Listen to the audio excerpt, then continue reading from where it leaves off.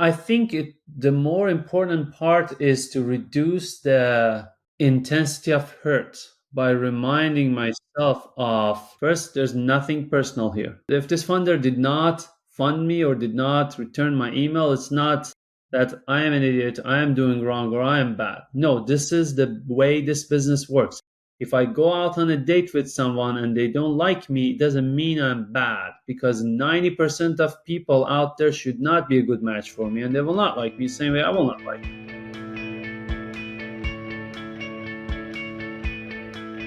Welcome, everyone. I am so excited to be here today with Arash Javanbakht. Arash, welcome to What the Fundraising.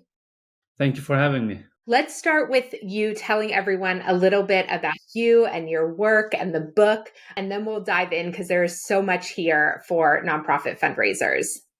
I appreciate that. So I'm a psychiatrist and neuroscientist. I am founder and director of Stress, Trauma, and Anxiety Research Clinic at Wayne State University. I'm a clinician. As a clinician, I work with patients of all sorts of anxiety and trauma backgrounds. When it comes to trauma, survivors of torture, human trafficking, refugees, first responders, all sorts of trauma exposure. I also look at what trauma and stress do to the human brain and the body over the time course, whether it's in refugees or first responders. We look at epigenetics, inflammation, autonomic correlates, environment throughout the time. We use some very cool mixed reality technologies, augmented reality technologies. You wear these Iron Man goggles and you're basically seeing digital humans walking in this room, interact with them. We have incorporated AI in those, so you can write an AI brain for a human and communicate with that human automated way. And as you mentioned, I'm also involved in public education. One of the things that is very exciting these days in my life is this book that came out, Afraid, which is basically a comprehensive review of fear and anxiety, from evolution to brain, body, why we love to be scared, how we learn fear, how we unlearn it. Is there any positive use for fear and anxiety? How can we utilize the energy of anxiety within ourselves? Meaning, politics, media, diseases, how we treat them. So, and comprehensive encyclopedia of fear and anxiety from different angles. Okay, I don't know how I'm going to fit in all my questions into this interview, but let's start because there's just so much here. Let's start with you just explaining to everyone who might be new to this concept, how does fear work in our brains? We're going to talk about fear around fundraising in particular, but let's start with how does fear work in our brains? I always say this to my trainees, and I think will apply to the concept, the subject matter we will be discussing now. To understand fear, we have to understand the context within which it evolved, which is the context of 50,000, 100,000, 300,000 years ago, very back old in the time. Basically, fear circuitry in the brain is so primitive that my colleagues in the laboratory look at the brains of rats and mice to understand how fear works in my brain. So this is a very, very old mechanism which was in us to protect us against destruction or losses, right? But the losses and destructions and threats we are talking about 300,000 years ago are very different than the situations we have to deal with in this day and age that we make us anxious. For example, 100,000 years ago, if I was talking to a group of my tribe mates and they didn't like me, chances were high in a matter of minutes, one of us could be dead or seriously injured, right? But now I want to talk to a group of people and I feel very anxious. My heart's pounding, my breathing is heavy, my hands are shaky and sweaty. But the reality is that that caveman now is looking at this group of people in front of me. And this current situation, the worst that can happen is that, I don't know, they will not like me or they will not invite me to talk again. But here, the caveman sees the threat. So it goes to the fight and flight mode. So back to your question, what happens in the brain? When I'm afraid of something, the amygdala, which is a tiny part of the temporal lobe on both sides, basically the amygdala's job is what we call salience detection. It looks at what is out there and says, what is its emotional relevance to me? Should I attack it? Should I run away from it? Should I eat it? Should I have sex with it? Very basic human instincts. When it detects there is a danger, it goes crazy and sends signals to all parts of brain and body that we have to go to fight and flight mode. Amygdala is automatic. So if, let's say, we put me in a brain scanner and show me a picture of scared face or a snake, the amygdala fires up, even if I consciously am not aware of my emotional reaction. Then other areas of the brain walk in, for example, hippocampus, which is involved in memory and context processing. I say, what else is going on? For example, hippocampus says, well, we are in a MRI scanner. The context is different. Or I'm seeing this angry lion, but I'm not in African Sahara. I'm in a zoo. Reduces amygdala response. And then there are frontal cortices, which are the human brains. We call them the civilized brain. The frontal lobe is more involved in cognitive processing of fear. I see that snake, you tell me, oh, this is my pet snake. It is okay. And frontal lobe reduces the fear response. But frontal lobe can also increase the fear response. I see a dog, I go to pet them, you say, hey, this dog bit someone yesterday, and I get scared. So these are in a very simplistic way, these are major areas involved in fear processing. So I was listening to a podcast episode that you were on recently where you talked about memory and fear and sort of what happens in our brains when we experience something scary in a way that sort of slows down and cements that memory. And when you were sharing this story, I was thinking a lot about fundraising and how even the best fundraisers have bad stories, right? Like I could tell you, I could describe in detail the worst fundraising experiences I have had in my life at the drop of a hat. I've had way more positive experiences than I've had negative experiences, but I can't remember them in the same way. And so then when I would go to fundraise, right, all of my fear around fundraising was rooted to these very, very prevalent memories that I had that sort of overwhelmed what I believed to be true about my experience as a fundraiser in that moment. Can you talk us through that a little bit? What's happening? How does that happen? And do we have any ability to shift that? So I see two phenomena here. Number one is that when you are scared, fear becomes a top priority because danger is the most important thing you have to pay attention to. Let's say you go outside and it's spring and there are beautiful flowers out there. I mean, on your where you are, there are always beautiful flowers. When I'm in Michigan, there are beautiful flowers during this time, and then somebody tells me, "Hey, there's a gunman in the neighborhood." I will not see the beautiful flowers. My attention immediately shifts towards the negative, towards the threat, towards what could be dangerous. So one thing is that when there is possibility of fear of loss, let's say I'm at this event and I'm worried that, well, what if things don't go well? Then it automatically shifts my attention towards anything that could be negative and anything that could go wrong. At the same time, negative memories are easier to be recalled. But on the other hand, negative memories are also more strongly registered. And the more negative the experience, the tougher and the harder they're consolidated in the brain. And the reason is that, again, 50, 80, 100,000 years ago, if I was attacked by a bear, the memory of that bear was something very important to register because next time I saw a bear, my brain wanted to be 100% sure I will avoid this animal and I will not approach. So that negative memory would register and become a top priority over, let's say, I saw a cute raccoon that came and like wanted food and didn't hurt me. Because again, the threats become the priority. And that actually is one reason when you open the cable news and media these days, everything is negative and that grabs the attention. Now, the question is, how can I readjust this, right? I mean, a lot of times just knowing what is happening in my head and in my brain helps, basically bringing up the cognitive awareness that, okay, this is the reason I feel more scared. This is the reason my hands are shaking. This is the reason I'm thinking more about this. The other thing is, as you said, you have had a lot of successful experiences.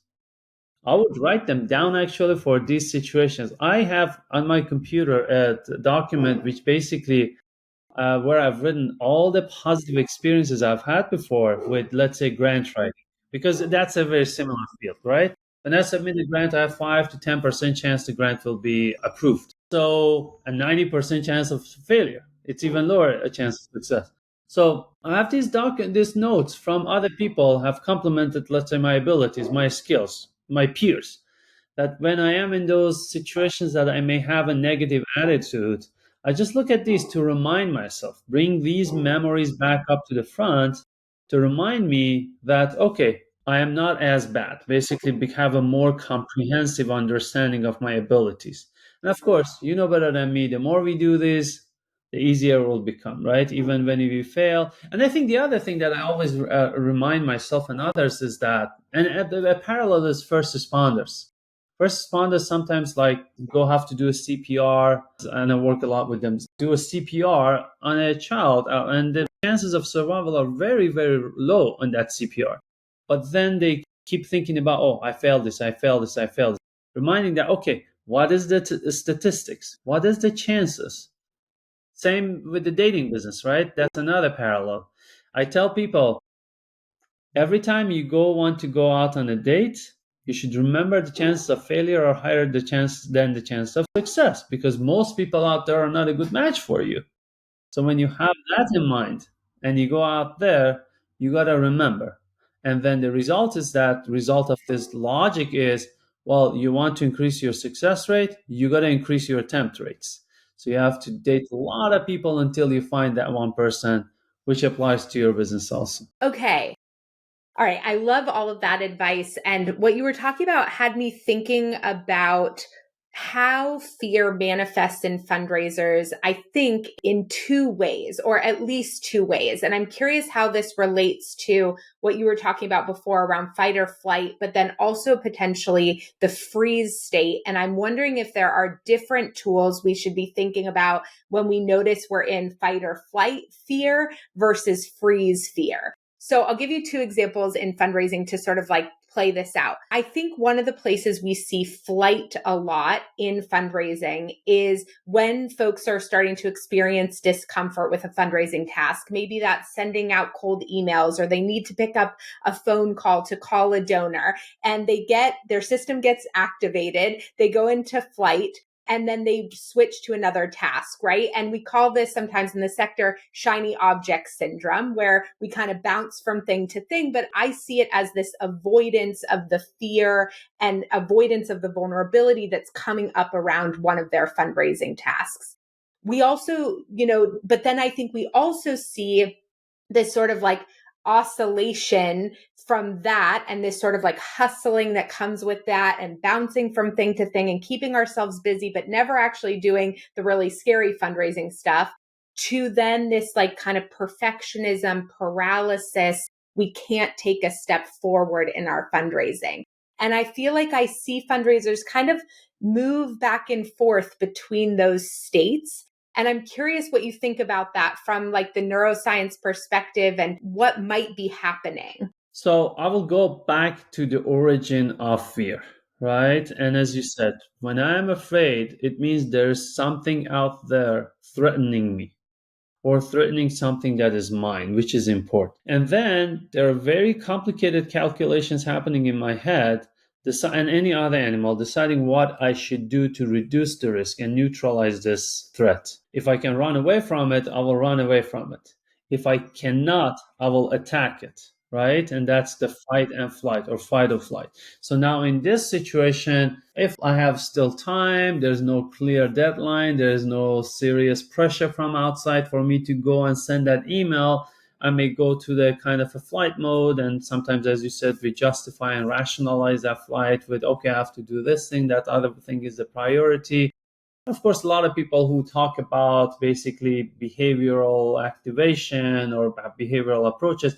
Okay, how can I prioritize these even difficult tasks? Okay, in the morning, I will do this. Or setting up the deadline. Okay, now there is that deadline pressure. If I cannot do it myself, I will have my colleague or my boss, hey, can you set a deadline for this? I've had some of my colleagues say, hey, set this deadline for me to make sure exactly by then you want. So that kind of a pressure accountability, basically the other fear.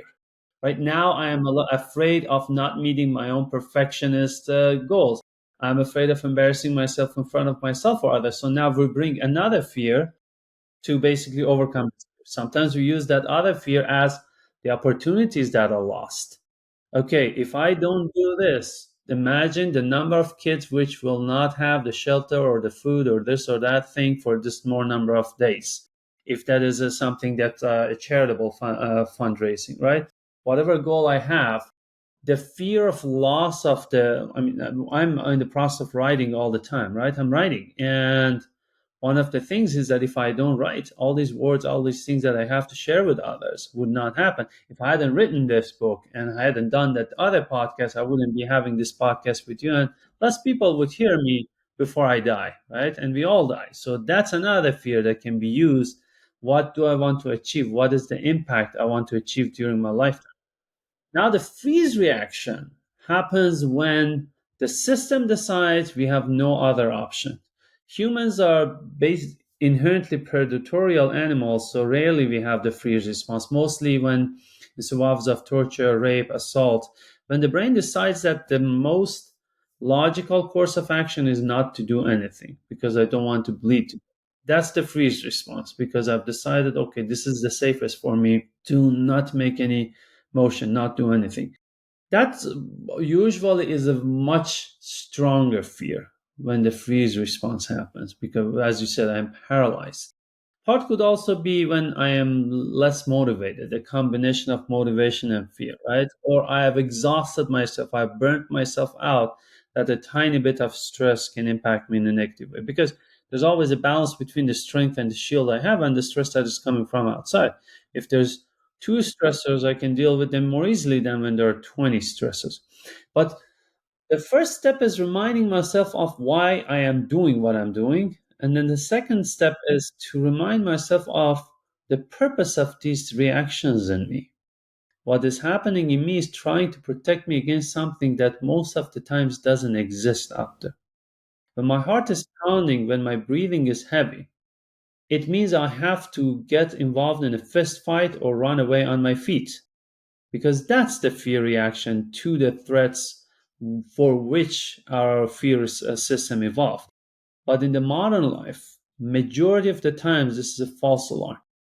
The other thing I usually use with my patients is, especially anxious people, which is a combination of anxiety and perfectionism. They can work with each other, right? If you're a perfectionist and you want 100% of the time to succeed, well, you have challenges with that. Remind yourself of look in the past because we have all done this over and over and over. In the past, when I had to deal with this situation, how scared was I? And I now retrospectively, how scary was it? Then I remind myself, okay, it seems like habitually I overshoot for the threat detection 10, 20, 50, 80%. Now I try to use my cognitive brain to reduce it. Okay, I know your heart's pounding, but remember, this is what's happening in you, and you usually overestimate the threat. This should be logically the real threat. And also reminding myself, what is the worst? What is that I will lose if I send that email? And what is that I will lose if I do not send that email? And please stop me if I'm going too long on long tangents because I have a tendency to just talk like a clergy. No, that advice right there at the end, I really want to double click on what is sort of at stake by taking no action at all. Because on the other podcast, you said something around freeze when it's about, kind of preventing when it's in our head essentially. And that sometimes freeze happens because it's the best way that we can or it's a form of self-preservation to not make a move if we don't know which move to make, essentially. And I think sometimes with fundraisers, that becomes the reality, right? They're like, oh, if I reach out to that funder, before applying to the grant online, maybe I'm going to ruin the potential for getting that funding, which represents a huge amount of money. The stakes are so high, then we can't do this program, right? They're carrying the weight of their organization on their shoulders. So sometimes when I ask them, like, what's the worst that could happen? They have very clear visuals of the worst that could happen.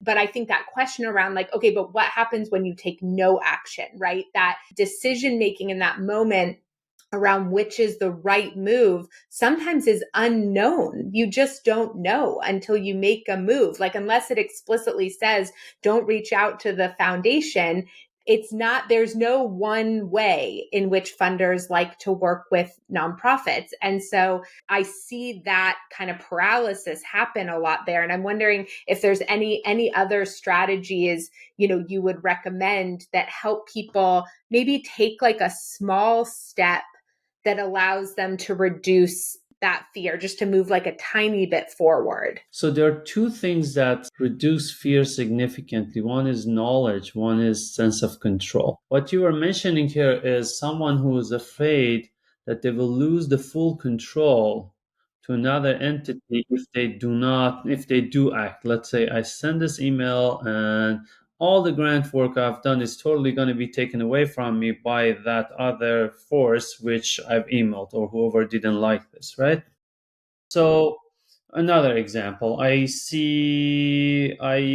have to go do an exam. I have to do a board exam, and I think 90% of people fail, and I'm terrified. Then I go do some research, and I learn that 95% of people pass actually. So the anxiety significantly reduces. So in these cases, the more I know about the situation, because sometimes when I'm afraid, I keep even avoiding to know.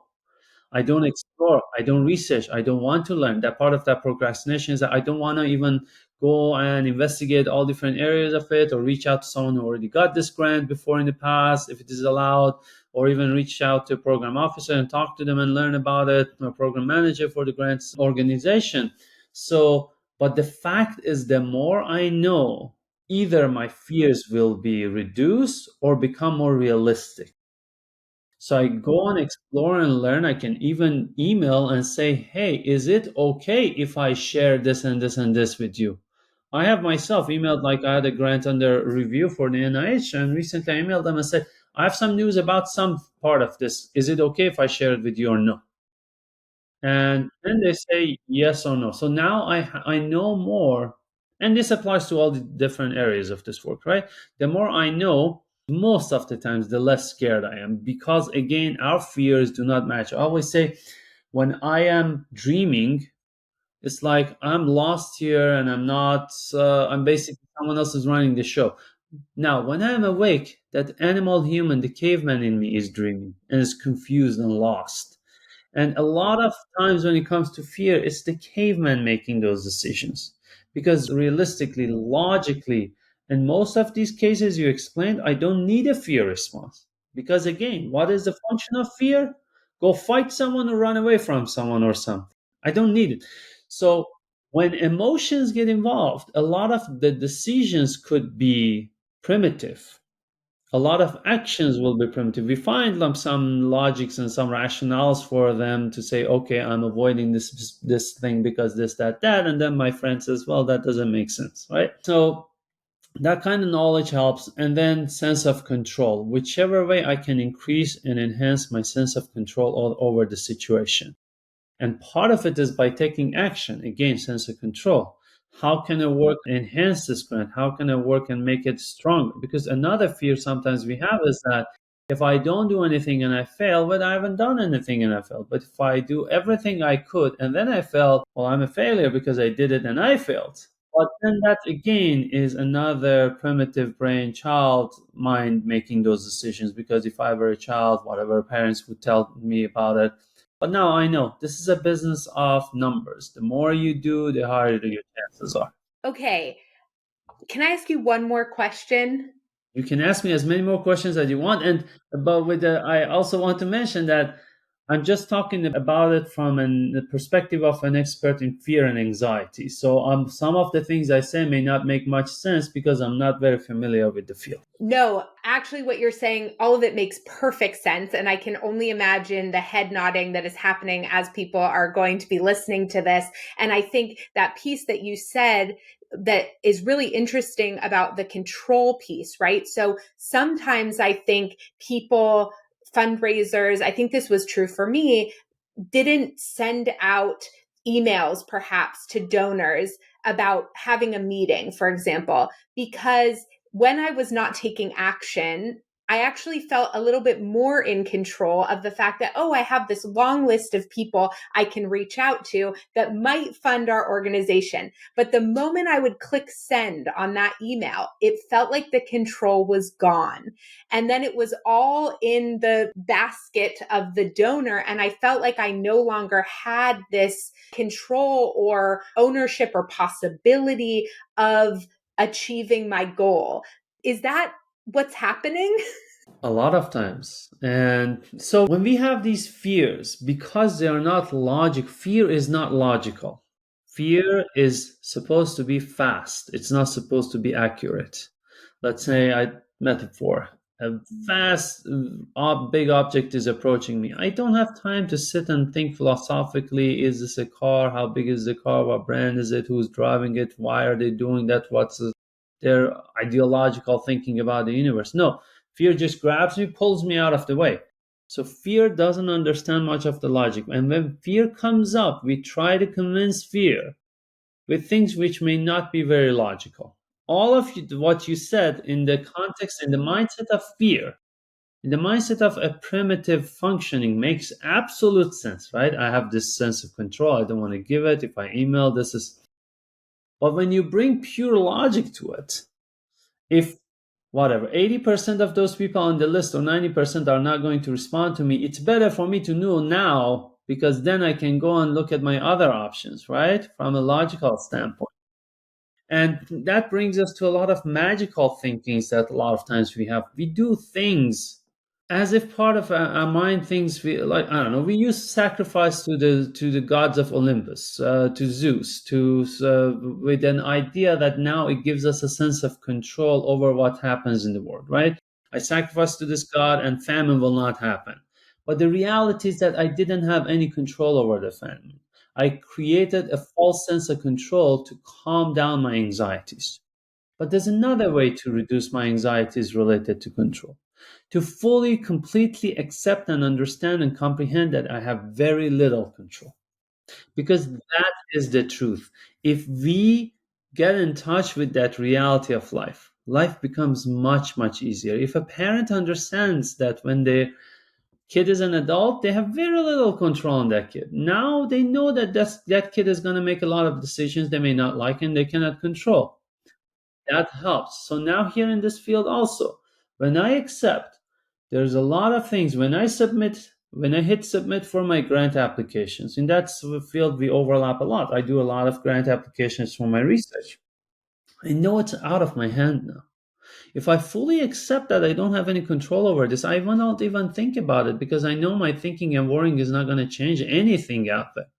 Because part of my mind, worrying mind, does believe that the act of worrying is going to do something there. And if I stop worrying, why can't we stop worrying? Because even if I say, how about you stop worrying for 2 hours, then go back to your worrying? No, mine cannot stop because it feels like I'm doing something by worrying and somehow controlling the reviewers or reducing the chance of bad things happening to my grant. But if I accept the fact that I just have this much control, my all my control is do all the research I can do, write the best grant I can and submit it, then go to the next job while this thing is being reviewed. This is not under my control anymore. That is also very liberating and helps in reduction of anxiety. And of course, the one thing which we didn't talk much about is the reward system. Besides the fear system in the brain is a reward system, and I want to utilize this as much as I can. The reward system is the thing that gets people into addiction, right? It's a very strong thing, as if not as much, near as strong to fear circuitry. Now, part of the involvement of reward circuitry was that, okay, I'm increasing the chance of success. Imagine all the good things that can, because, yeah, you can worry about all the bad things that can happen. You can also worry about, think about all the good things that can happen if your grant application succeeds. Or the goals or the people you are wanting to serve with your fundraising, whatever cause, whatever ambition, whatever important thing, whatever that brings meaning to your life with this process, the meaning you have created for your actions. When I talk to a person who, all these people with series of horrible traumas, that hurts me. But reminding myself of what is the purpose, how does this give meaning to my life, it helps a lot. So, and the other part is even tiny rewards. I want to eat that ice cream. I will condition it. I will eat the ice cream after I do this half a read. I don't know. Right now, I'm reviewing grants for the NIH. I will eat that ice cream after I've read one page of this grant at least. So, utilizing another part of the animal to help reduce the intensity of the other part of the animal function. So one important factor to remember also is the nature of this job. I mean, we talk about all these things about fear and anxiety. I don't want people to feel that anytime they feel anxious that, oh, why am I so weak and why am I so vulnerable and why am I feeling scared? You are in a field with unknown and filled with rejection. And we are very sensitive to social cues. This is another part. We as humans are very sensitive to what society gives us. And that also has an evolutionary function. Again, if my tribe didn't like me or rejected me 50,000 years ago, I would be exiled and eaten by predators, or they would kill me, or they would prison me, or they would punish me seriously. If we put any of us in the brain scanner and show us an angry face of a human or a rejecting face of a human, amygdala will fire up, even if I'm not aware, if I'm just falling asleep in the brain scanner. Our brain, our fear system, our emotional system is very sensitive to rejection. So knowing that also helps. Knowing you're in a field which is not easy, which brings a lot of rejection, brings a lot of no answers, knowing this is the norm of this business is also important. And then when these feelings happen and you don't feel you're weak or vulnerable, you know this is a tough field, but you also know the logics and you know how you can increase the chance of success. Can I ask one quick follow-up question to that? Is there a time frame or an amount of time that you would suggest a fundraiser takes, perhaps like after one of the things that really strikes me about fundraising is that we go from having these experiences of being rejected or getting a no or, having that experience. And then we're expected to sort of jump right back in to another experience where we're being vulnerable and open and trying to connect really emotionally with someone. But we've been given sort of no time to heal or process even the painful rejection we just experienced. Do you have any recommendations for how we can do that maybe in a more healthy way? I think the more important part is to reduce the intensity of hurt by reminding myself of first, there's nothing personal here. If this funder did not fund me or did not return my email, it's not that I am an idiot, I am doing wrong, or I am bad. No, this is the way this business works. If I go out on a date with someone and they don't like me, it doesn't mean I'm bad because 90% of people out there should not be a good match for me and they will not like me the same way I will not like them.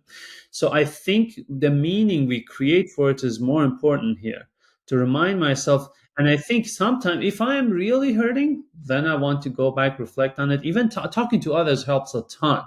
Because if I have issues with fundraising and I come to you, then you know better. It's like we all have a better logic when we are not in it. Someone else who's in it, their emotions are involved.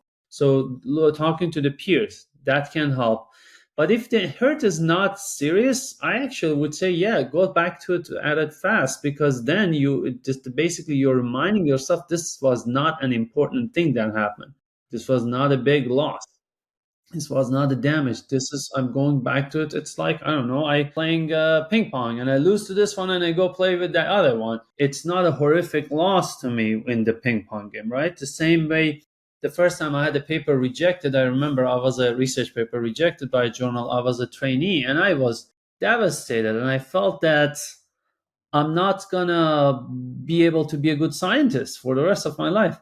Now, anytime we hear a rejection about the paper, the immediate answer is how can we use the reviews to make this paper better? Because they sometimes send you the reviews, right? And where are we submitting this next?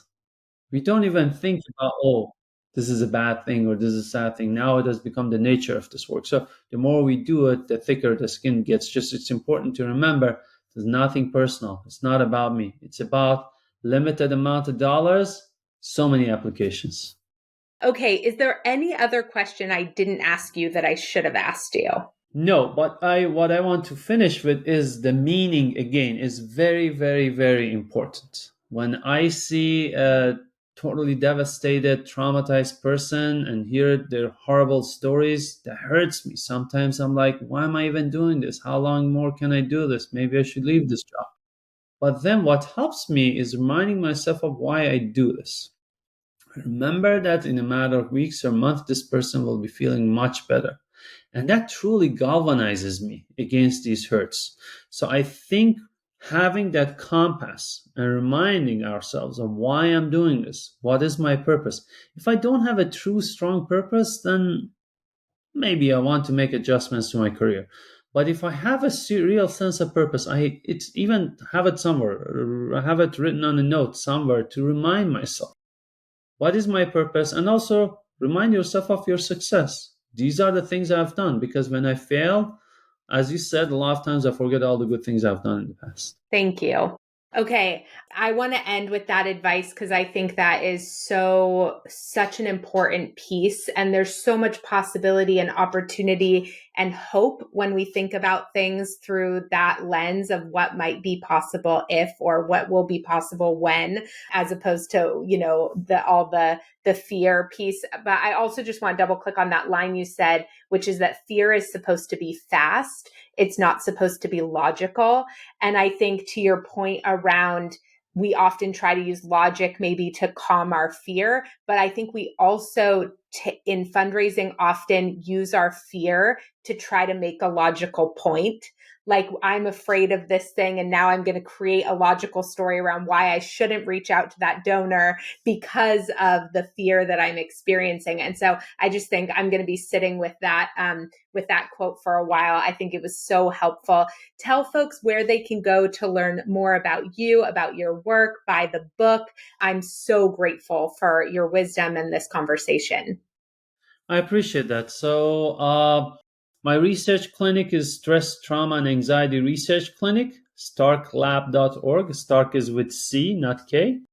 The book, Afraid, is basically, actually, I want to mention in this book, I've also talked a lot. I have a whole chapter about how to utilize anxiety and fear, how we can even use it to motivate us, because there's things like optimal window of arousal. I shouldn't be too scared. A little bit of anxiety helps motivate me and energize me and focus me and bring my attention onto the task. I also a lot of times post tiny videos or content on Instagram for basically about practical ways of dealing with fear and anxiety. My first and last name, Arash Javanbakht, Javanbakht, and that's these are places I can be found. Thank you so much for joining me today. Thank you for the important work you're doing, and thanks for having me.